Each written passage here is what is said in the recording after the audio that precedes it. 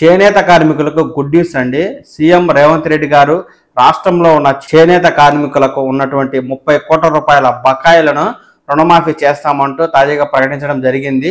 గత బీఆర్ఎస్ ప్రభుత్వ హయాంలో చేనేత కార్మికుల జీవన విధానంలో ఎలాంటి మార్పు రాలేదని, సిరిసిల్ల చేనేత కార్మికులకు బకాయిలను పెండింగ్ పెట్టిందని, కాంగ్రెస్ ప్రభుత్వం వచ్చిన తర్వాతే సిరిసిల్ల చేనేత కార్మికుల బకాయిలను విడుదల చేయడం జరిగిందని, అలాగే రాష్ట్రంలో ఉన్నటువంటి 60 లక్షలకు పైగా ఉన్న స్వయం సహాయక బృందాల్లోని మహిళలకు ఏటా 2 చీరలను ఉచితంగా ఇస్తామంటూ ఆయనైతే సభ వేదికగా తెలియజేయడం జరిగింది. ఈ రుణమాఫీకి సంబంధించి రేవంత్ రెడ్డి గారు ఏమన్నారు తదితర పూర్తి సమాచారాన్ని నేను మీకు ఈ వీడియో ద్వారా తెలియజేస్తాను. అంతకంటే ముందుగా మీకు ఒక చిన్న విషయం ఏంటంటే, మనకు రానున్నది పండగల సీజన్. ఈ సీజన్ లో అనేక కంపెనీలు ఆయా ఉత్పత్తులపై ఆఫర్లను ప్రకటిస్తూ ఉంటాయి. మనకు చాలా వరకు ఆఫర్లు అయిపోయిన తర్వాతే వాటి గురించి తెలిసి అయ్యో అంటూ బాధపడుతూ ఉంటాము. ఇలాంటి వారందరూ బాధపడకుండా ఉండడం కోసం ఇక్కడ ఫౌజీ డీల్స్ అనే డిస్కౌంట్ ఆఫర్లకు సంబంధించి ఇన్స్టాగ్రామ్, వాట్సాప్, అలాగే టెలిగ్రామ్, యూట్యూబ్ ఛానల్ కి సంబంధించి లింకులు అయితే కింద డిస్క్రిప్షన్ లో ఇవ్వడం జరిగింది. ఎవరైనా ఆసక్తి ఉన్నట్లయితే ఈ లింక్ లో జాయిన్ అయితే ప్రతిరోజు వచ్చే తాజా ఉత్పత్తుల ఆఫర్లను అయితే మీరైతే తెలుసుకోగలుగుతారు. కొన్ని ఉత్పత్తులపై 30%, 50% డిస్కౌంట్ ఉంటే మరికొన్నిటిపై 70% డిస్కౌంట్ అయితే ఇస్తూ ఉంటారు. ఈ తాజా ఆఫర్లను మీరు ఎప్పటికప్పుడు తెలుసుకుని మీకు ఇష్టమైనటువంటి ఉత్పత్తులు అంటే ఎలక్ట్రానిక్ వస్తువులు కావచ్చు, మొబైల్ ఫోన్లు కావచ్చు, టీ-షర్ట్లు కావచ్చు, ఇంటికి అవసరమయ్యే గ్రాసరీ, సబ్బులు, షాంపులు, ఎలాంటి ఉత్పత్తులైనా సరే మీకు నచ్చిన వాటిని కొనుగోలు చేసుకుని తక్కువ ధరకే పొందేందుకు ఇది ఒక సువర్ణ అవకాశం. మీకు గనక ఇంట్రెస్ట్ ఉన్నట్టయితే ఆఫర్లు తెలుసుకోవాలి అనుకుంటే కింద ఉన్న డిస్క్రిప్షన్ లో లింకులను ఓపెన్ చేసి జాయిన్ అవడం ద్వారా ప్రతిరోజు వచ్చే తాజా ఆఫర్లను అయితే మీరు తెలుసుకుని మీకు నచ్చిన ఇష్టమైన వస్తువులను అతి తక్కువ ధరకే కొనుగోలు చేయగలుగుతారు. కనుక ఎవరైనా ఆసక్తి ఉంటే కింద ఉన్న లింక్స్ అయితే జాయిన్ అవ్వండి. ఇక విషయంలోకి వెళ్తే, తొందరలోనే స్వయం సహాయక మహిళా గ్రూపుల్లో ఉండే ప్రతి మహిళకు సంవత్సరానికి 2 చీరలు ఇవ్వాలి అన్న ఆలోచన ఈరోజు రాష్ట్ర ప్రభుత్వము మీ అభిమానంతో ఈరోజు ఆ నిర్ణయం తీసుకోవడం జరిగింది. అదేవిధంగా సంఘాలలో ఎన్నికలుంటే నాయకులు తయారవుతారని మా మిత్రులు చెప్పిండ్రు. నేను కూడా బలంగా విశ్వసిస్తాను. ఏ సంఘాలైనా సంఘాల నుంచి వచ్చిన వాళ్ళు సంఘాల నుంచి ఎదిగి ప్రజాప్రతినిధులుగా మారి ప్రభుత్వంలో భాగస్వాములు అయినప్పుడు తప్పకుండా జాతి యొక్క సమస్యల్ని పరిష్కరించడానికి చట్ట సభలలో ప్రభుత్వంలో ప్రాతినిధ్యం వహిస్తారు. కాబట్టి ఖచ్చితంగా ఈ ఎన్నికలకు సంబంధించి సమీక్ష చేసి ఎంబడే ఎన్నికలు నిర్వహించడానికి అవసరమైన ప్రణాళికలను రూపొందించమని వేదిక మీద నుంచి మా మంత్రి గారికి, చీఫ్ సెక్రటరీ గారికి నేను ఆదేశాలు ఇస్తున్నా. తక్షణమే ఆ కార్యాచరణను చేపట్టవలసిందిగా వారికి సూచన చేస్తున్నా.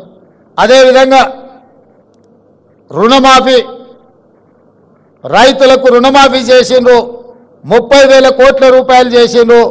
మరి 30 కోట్లున్న మా చేనేత కార్మికులకు చెయ్యండి అని ఈ వేదిక మీద నుంచే విజ్ఞప్తి రావడం జరిగింది. నిజంగానే 30 కోట్లుంటే ఒక్క కలం పోటుతోని 30 కోట్ల రూపాయలు మీ రుణాన్ని మాఫీ చేసే బాధ్యత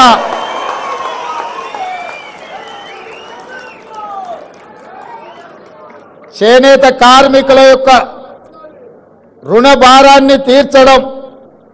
30 కోట్లు నిజమైతే ఎలాంటి సమస్య లేదు. ఇది ప్రజా ప్రభుత్వం, పేద ప్రజల కోసం ఉన్న ప్రభుత్వం. ఇది ఇందిరమ్మ ప్రభుత్వం. ఇందిరమ్మ ప్రభుత్వంలో కుల వృత్తులకు, చేతి వృత్తులకు సముచితమైన న్యాయం చెయ్యాలన్న విధానమే మా ఆలోచన.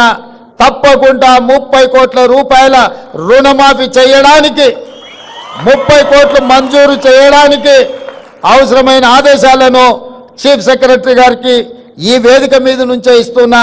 తప్పకుండా మీరు దూర ప్రాంతాల నుంచి, ఎక్కడెక్కడి నుంచో మారుమూల ప్రాంతాల నుంచి మీరు అందరు ఇక్కడికి వచ్చిండ్రు. ఇంత దూరం వచ్చి మీరందరూ కలిసి ఈ సంతోషంలో భాగస్వాములైన మీరు ఇంటికి వెళ్ళి సంతోషంగా మీ కుటుంబ సభ్యులతోటి కడుపు నిండా బువ్వ తినాలి అని అంటే ఒక మంచి వార్త మీరు మోసుకొని మళ్ళీ మీ ఊరికి వెళ్ళాలి.